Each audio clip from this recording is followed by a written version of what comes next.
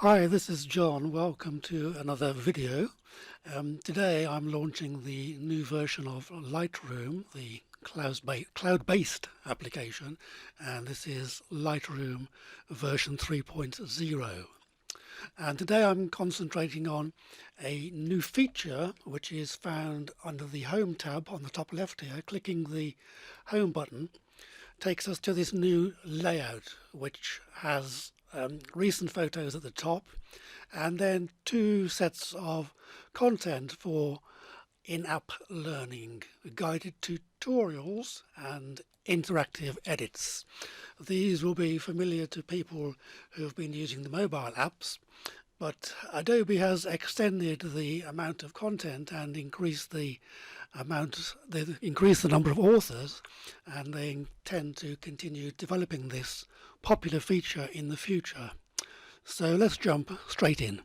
Adobe customers that have been using these in-app learning on mobile devices have found them extremely worthwhile, and I think bringing them to the desktop where people can work on larger displays will make them even more worthwhile.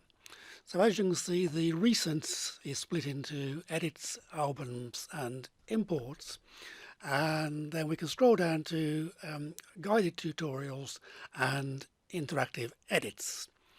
Those two sections, guided, are split into these filter buttons here called Learn and Discover. So the guided ones you'll find under Learn, and you can filter by different subjects, landscape, portraits, etc. And Discover, you've got several more filters across the top there.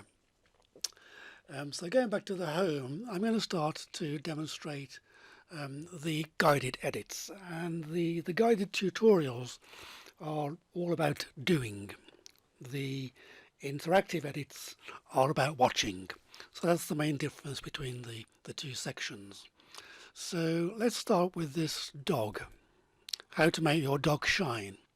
And you simply click Start Tutorial, and then you're prompted to use the sliders. So you click on Next, and that starts the tutorial. We have a few instructions in Chapter 1 from Sophie, who is the author of this particular edit.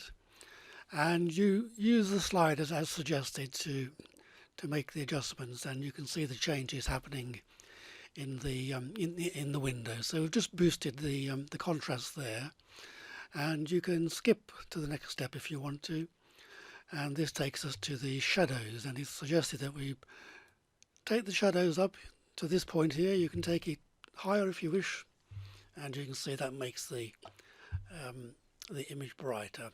Next step, bring the whites down. So clicking on this central point and adjusting the whites, bringing it down to where it's suggested, and then moving to the next step at the top here. The blacks we're also bringing down, and that makes the image more punchy. I mean, you can bring it down as much as you like, but this is the suggested edit here. Clicking next step, effects we go to now. This is Chapter 2. So in the effects we're starting to use clarity and things like this. So let's bring up the clarity as suggested. Skip to the next step, and we go to Chapter 3, color adjustments.